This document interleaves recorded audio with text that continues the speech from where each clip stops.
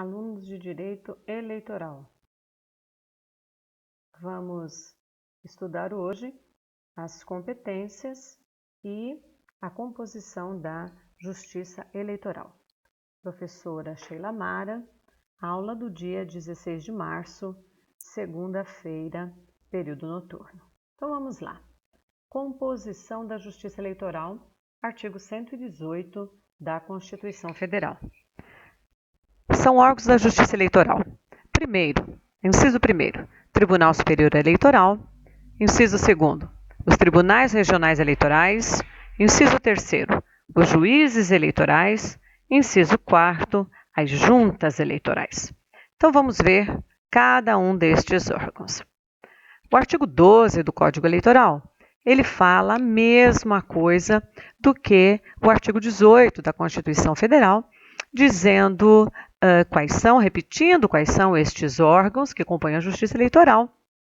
E ele amplia um pouco mais, dizendo que o TSE, a sua sede é na capital da República, ou seja, Brasília, com a sua jurisdição em todo o país. E o TRE, Tribunal Regional Eleitoral, ele vai ter sua sede em cada um dos estados, no Distrito Federal e na capital de territórios. Fala, então, também das juntas eleitorais e dos juízes eleitorais. Vamos falar, então, do organograma da Justiça Eleitoral. Lembrando que ela é uma justiça especializada. Nós chamamos, então, de uma justiça híbrida. Vamos lembrar que não existe concurso para juiz eleitoral. Então, nós temos um juiz de direito e, por conta do princípio da aderência ao território, esse juiz, ele passa, então, a realizar as suas funções como juiz eleitoral. Então, vamos lá. Nós temos um juiz eleitoral que desenvolve a sua função como um juiz de direito, na verdade, que desempenha a sua função como juiz eleitoral. Então, nós temos aqui um juiz de primeira instância, olha aqui. Ele é um juiz monocrático, um órgão monocrático, e ele é um juiz ou um órgão permanente. O que significa isso? Significa, então, que a decisão dada por esse juiz eleitoral aqui, lembre-se, um juiz de primeira instância, um juiz que veio lá da justiça, do juízo de direito, por aderência ao território. Esse juiz, ele é monocrático, ou seja, a sua decisão será dada por ele, unicamente por ele, e ele é um órgão permanente, ou seja, não poderá desaparecer, não existe a possibilidade de desaparecimento dele.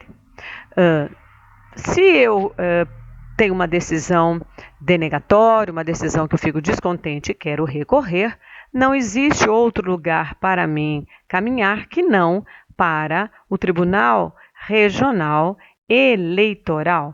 Se eu vou para o Tribunal Regional Eleitoral, mediante recurso, está aqui a nossa setinha para o Tribunal Regional Eleitoral. Vamos lembrar, então, que nós estamos agora diante de uma segunda instância, então composta, então, por tribunais, por uma reunião de desembargadores. Ele é um órgão colegiado. Por que colegiado? Porque nós estamos diante de um grupo de juízes e ele também é um órgão permanente, ou seja, não existe a possibilidade do seu desfazimento. Muito bem, se eu tenho um acórdão denegatório, se eu sou perdedor nesta demanda e eu quero recorrer, não existe outro lugar para ir senão ao Tribunal Superior Eleitoral. Estamos diante, então, de uma instância máxima, órgão último da Justiça Eleitoral, instância máxima, então, instância suprema. Estamos diante de um órgão colegiado. Por que colegiado? Porque estamos diante de um tribunal e também é um órgão permanente, ou seja, um órgão que não tem a possibilidade de desfazimento. Agora precisamos lembrar também que nós temos as juntas eleitorais. O que são as juntas eleitorais, que está aqui no pé da nossa pirâmide aqui, do nosso organograma? As juntas eleitorais, elas são compostas apenas nos anos eleitorais. Ela é um órgão colegiado, nós vamos ver a composição dessas juntas doravante. E o que tem de especial aqui, de diferente, ele é um órgão temporário, ou seja, este órgão ele é formado apenas quando nós temos eleições. Terminou as eleições, esse órgão será desfeito. Ok, pessoal? Adiante. E o Ministério Público? O Ministério Público ele é um órgão da Justiça Eleitoral? O que você acha? Não, queridos. O MP, e aqui nós estamos falando do MP eleitoral, o MP não é órgão da Justiça Eleitoral. O Ministério Público, ele é apenas um órgão auxiliador. O MP, e aqui de novo, o MP eleitoral, ele exerce apenas um caráter fiscalizatório. Vamos lembrar o artigo 127 da Constituição, certamente você já estudou sobre isso. O MP também é uma instituição permanente. E qual é a função desse MP aqui para a gente na Justiça Eleitoral? A função desse órgão extremamente importante, permanente, então, a função fiscalizatória dele fixa-se no estabelecimento da manutenção do nosso regime democrático, onde nós falamos bastante sobre isso no nosso primeiro dia de aula. Muito bem. Como que se dá a carreira eleitoral do MP? A carreira eleitoral do MP, da mesma forma que a carreira do juiz, ela é feita por aderência ao território, ou seja, não há concurso para o MP eleitoral, não é? Então, nós temos um Ministério Público na carreira estadual e esse MP eleitoral ele vem para essa área da justiça eleitoral através da aderência ao território. Então nós temos lá no alto do nosso organograma, nós temos o procurador regional eleitoral, que nada mais é do que aderência ao território do procurador regional da República, e ele vai atuar quando nós estivermos diante de eleições presidenciais apenas. Nós temos o procurador regional eleitoral, que nada mais é do que a aderência ao território do procurador da República. Ele vai atuar junto aos TREs, os tribunais regionais estaduais, e ele vai atuar quando estivermos diante e apenas de eleições que envolvem governadores, deputados e senadores. Ok, pessoal?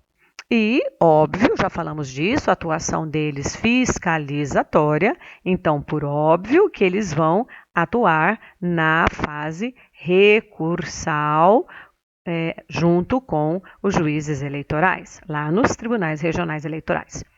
E os promotores eleitorais, que nada mais são do que a aderência ao território dos promotores de justiça, lá dos juízes de direito, que atuam junto com os juízes de direito, não é? Então, eles vêm para a justiça eleitoral e vão atuar aqui na época das eleições municipais. Ok, pessoal? Muito tranquilo, aderência ao território também, no caso dos membros do Ministério Público. O que acontece para nós termos a eleição ou quem é que vai atuar como presidente, como vice-presidente e como corregedor do Tribunal Superior Eleitoral? Então, olha lá o que a nossa Constituição diz. O Tribunal Superior Eleitoral, quem vai eleger este cargo, tanto do presidente quanto do vice-presidente, ele sairá ou ele será nomeado dentre os ministros do STF. Ok? E o corregedor, ele será eleito, o corregedor lá da Justiça Eleitoral, ele será eleito dentre os ministros do STJ. Por que isso? Para que nós tenhamos uma paridade entre os membros que comporão aí essa Justiça Eleitoral, tanto na presidência, quanto na vice-presidência, quanto na corregedoria do nosso órgão máximo, que é o Tribunal Superior Eleitoral. Muito bem. Para frente, então, como que é a escolha do advogado para compor o Tribunal Superior Eleitoral? É a professora Sheila que está falando, pessoal? Não, é a Constituição Federal. Não sou eu que estou dizendo isso. É a Constituição, a partir do artigo 118, é que determina como que essas escolhas, essas nomeações acontecem. Ok? Vamos ver como é a escolha do advogado? Você sabia que o advogado também faz parte ou pode fazer parte da Justiça Eleitoral? Da mesma forma que o advogado pode fazer parte como desembargador do Tribunal de Justiça dos Estados, como ele pode fazer parte do STJ, como ele pode fazer parte do STF. Da mesma forma, esse advogado também pode fazer parte do Tribunal Superior Eleitoral. Vamos ver como que funciona aqui? Muito bem. Acompanha comigo aqui o gráfico que nós disponibilizamos aqui para você. Então, nós temos aqui o STF e o STF, ele vai elaborar duas listas tríplices. Tríplices por quê, pessoal? 3 nomes de advogados serão colocados nesta lista. Então, na primeira lista tríplice, 3 nomes. Na segunda lista tríplice, mais 3 nomes. Então, 6 nomes serão escolhidos entre advogados pelo STF. E que advogados são esses? São advogados de notório saber jurídico, de reputação ilibada. E aí a gente fica sempre na dúvida, né? Uma pulga aparece atrás da nossa orelha. O que determina essa reputação ilibada? O saber jurídico é fácil, tranquilamente a gente apura, mas e a reputação ilibada? Complicado isso, né? Eu vou deixar para vocês pensarem, analisarem isso com cuidado. Muito bem. O STF escolhe, então, 3 nomes numa primeira lista, 3 nomes numa segunda lista. Então, nós temos aqui 6 nomes de advogados. Muito bem, essa lista vem para o Tribunal Superior Eleitoral. O TSE, dessas 3 primeiras listas, tira um nome, seleciona um nome apenas. E da outra segunda lista, ele seleciona um outro nome. Então, nós temos aqui o TSE com 2 nomes apenas. Ok? Quem vai fazer a nomeação? Quem é que vai dizer, afinal das contas, quem é o advogado que vai ser agora ministro do TSE? O nosso presidente da República. Ok?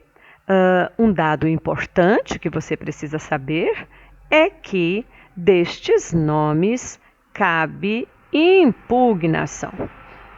Nós temos esta manifestação passível de ser feita.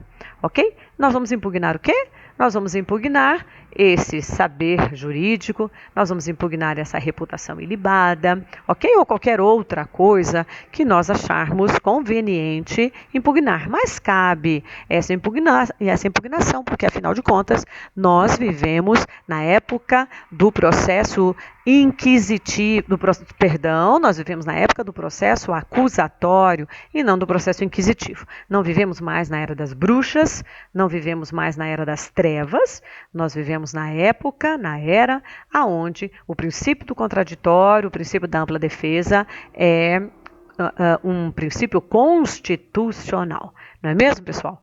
Então, nós devemos impugnar o nome, os nomes, porventura entendermos que não é pessoa idônea, não é pessoa com notório saber jurídico, não é pessoa que detém conhecimentos suficientes para representar a nossa classe como agora ministro do TSE.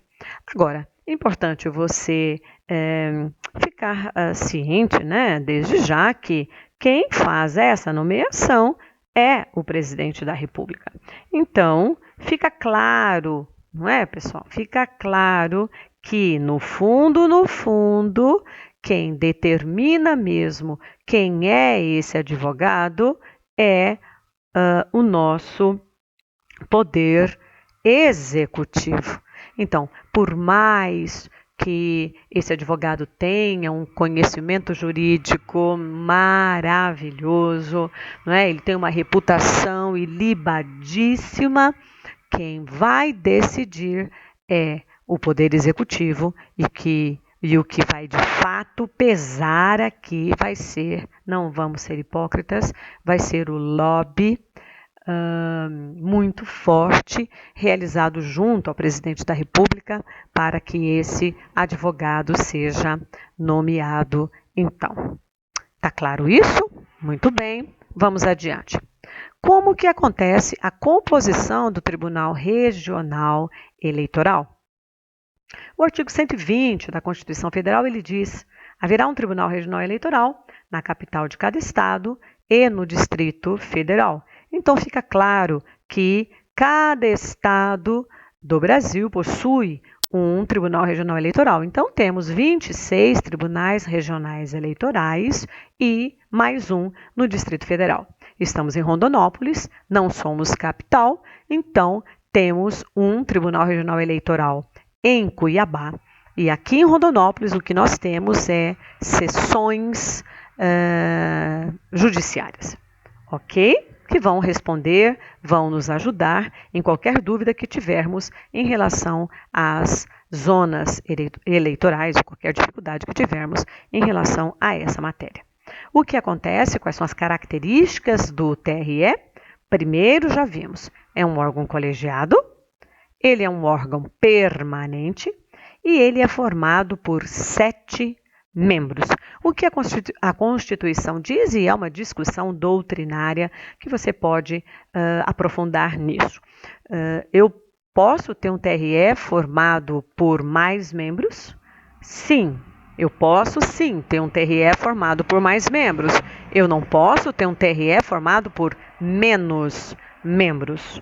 Ok, pessoal? Mais eu posso ter, menos não, porque isso pode vai comprometer a atuação do Tribunal Regional Eleitoral. Qual é a composição desse tribunal? O artigo 120, parágrafo 1º, perdão, aí eu repeti 2 vezes aí o parágrafo. A composição do TRE será feita de que forma? Primeiro, inciso 1º, mediante eleição por voto secreto. Olha o detalhe aí do voto secreto. Então, nós temos 2 juízes dentre desembargadores do TJ. Desde já eu quero salientar para você que essa composição do TRE, ela é uma composição bem mista, tá?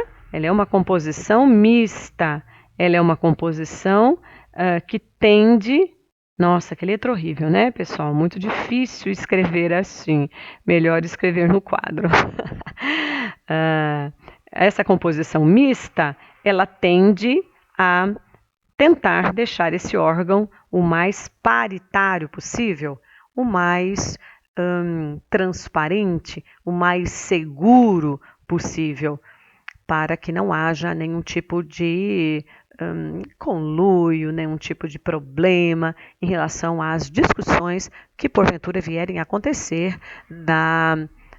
nas discussões em relação às eleições. Então, observe bem como essa composição é bem mista. Então, nós temos aí 2 juízes entre desembargadores do TJ, nós temos 2 juízes dentre juízes de direito, então que fique claro que são juízes de primeira instância e quem vai escolher é o Tribunal de Justiça. Então temos 2 juízes do TJ, 2 juízes de direito, 2 juízes de primeira instância, que quem vai escolher é o próprio TJ.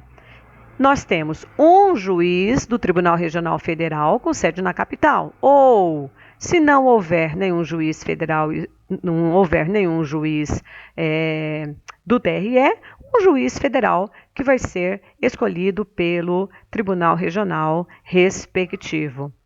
E, por nomeação pelo Presidente da República, 2 juízes entre 6 advogados de notável saber jurídico e idoneidade moral indicado pelo Tribunal de Justiça. Essa nomeação aqui pelo presidente desses 2 juízes entre os 6 advogados é aquela mesma situação que eu já te expliquei lá pelo TSE. Vou te mostrar daqui a pouquinho o organograma, você vai ver que o raciocínio é o mesmo. Se você entendeu como os advogados no TSE são escolhidos, você traz o raciocínio para cá, é da mesma forma. Então, nós temos, conte aí, nós temos 2 juízes entre desembargadores, 2 juízes entre o TRE, temos 4, e mais 2 juízes entre os advogados e mais um juiz entre os TRFs. Então, temos aí a composição mínima de 7 juízes então, eleitorais, e veja que tudo isso mediante o voto secreto, com exceção da nomeação dos advogados mediante essa nomeação pelo presidente da República. Então, observe que essa composição mista do Tribunal Regional Eleitoral. Aqui, então, o gráfico para você ver como a semelhança entre a escolha dos advogados do TSE é a mesma para o TRE. Então, vamos analisar novamente para você ver como é bem simples e idêntica. Então, vamos lá. Mesmo raciocínio. Olha aqui. Qual a diferença lá no TSE? No TSE, quem fazia as 2 listas tríplices era o STF. Aqui, quem faz a lista tríplice é o TJ. Então, temos uma lista tríplice aqui, 3 advogados aqui, uma segunda lista, 3 advogados aqui. Vai para o TSE tira um nome de um advogado aqui, um nome de um advogado aqui, quem nomeia? Presidente da República, e aí quem faz? Aí, se nós discordamos, cabe a impugnação. Da mesma forma. Ok, pessoal? Não tem dúvidas em relação a isso. E para encerrarmos, qual é aquilo que eu já te elevei, já te falei? Eu posso reduzir o número de membros, né? Eu diminuir o número de membros eu não posso. Agora, aumentar o número de membros, isso eu posso fazer, conforme o artigo 13 do Código Eleitoral, eu posso elevar até um número de 9. Até 9 eu posso elevar esse número e eu vou fazer isso mediante proposta, enviando uma proposta para o TSE, não é? E nós vamos ver se isso será aprovado ou não, e essa elevação vai se dar de acordo com a quantidade de pessoas, né, de eleitores que estão submetidos ali à minha zona eleitoral. Por hora é isso, pessoal. Próxima aula nós continuaremos com este tema. Obrigada, até o nosso próximo encontro, então.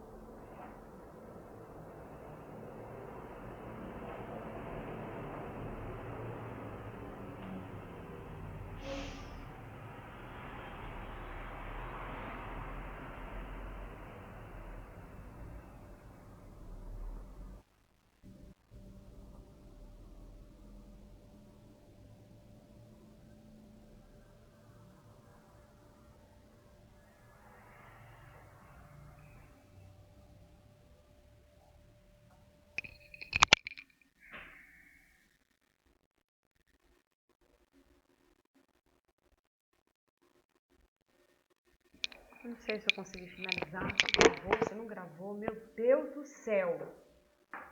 Misericórdia! Fiquei 1 hora para conseguir fazer isso aqui. Agora eu não sei se deu certo. Meu Jesus amado. Não, Zé, meu Deus do céu. Que ódio que tá me dando isso aqui. Não tem noção. Uma luta para conseguir fazer. E agora uma luta para conseguir gravar. E a hora passando, Você pode pôr um ventilador aqui pra mim? Eu não consegui parar, tô até com a boca seca. Meu Jesus. O Vivian mandou aqui pedindo para pagar lá pagar na sua apresentação, descarta, ainda está gravando, você pode observar aqui. Ah, cadê a bosta do paredão? Que é apertar o teclado do seu computador, a bandeira do Windows, tá? Mais o Shift e a letra Q, e aí finaliza e salvar como mídia o nome da mídia. Ah lá, salvar como mídia o nome da mídia. Cadê a bosta da mídia?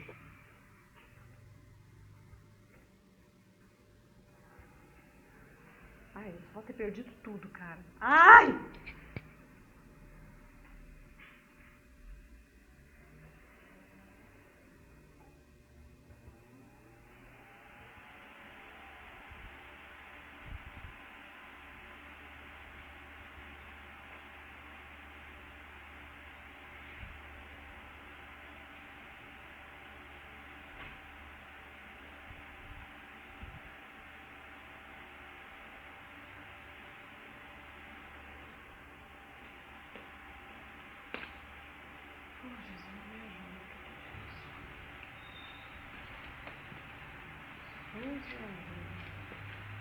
Você paga o 2.000 e pouco, né? Nosso cartão de crédito.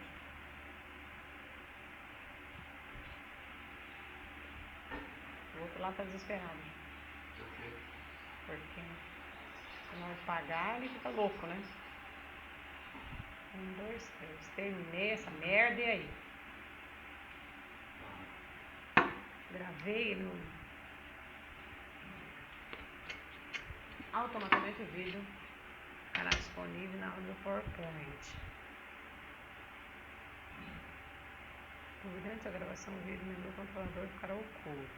Para finalizar, basta seguir com a seta do mouse até a parte superior da gravação, que não aparecer. Em seguida, clique no ícone Stop. Essa merda que eu não soube fazer.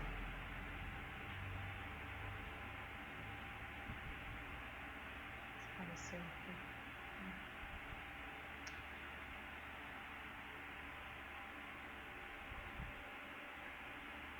Onde que tá oculta essa bosta? Aí, ó, não aparece. Aqui, ó, não aparece aqui, ó. Tinha que ser aqui. É aqui que eu tentava caçar e o trem não mostra. Tá vendo? Ó, eu venho aqui. Que é aqui, ó, mídia. Vai na gravação de aula. Tá. Selecione a área que eu fiquei 2 anos pra selecionar. Selecionei. Gravar. Tá, tô gravando. Computador livre não tá legal. Tá, abre aqui pra mim. Porque minha aula tá aqui, Zé. Passa, salva e manda pra cá. Ai! Calma, princesa. Calma que a hora tá indo embora, Snell. Calma. Menu da gravação, tá? Isso foi. Durante a gravação do vídeo, o menu controlador ficará oculto. Para finalizar a gravação, basta seguir com a seta do mouse até a parte superior do menu aparecerá e em seguida clique no Stop. Ah, tá aqui a merda.